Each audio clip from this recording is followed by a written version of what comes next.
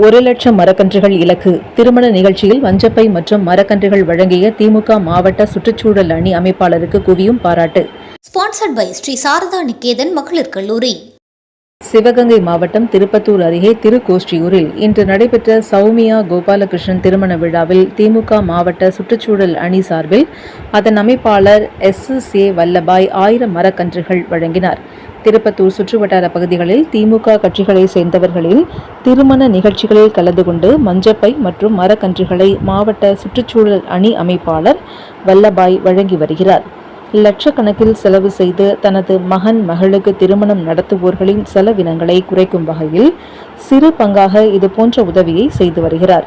இன்று திருமணத்திற்கு வந்து மொய் பணம் எழுதியவர்கள் மற்றும் வந்து சென்ற அனைவருக்கும் இந்த மஞ்சப்பை மற்றும் மரக்கன்றுகள் வழங்கப்பட்டது.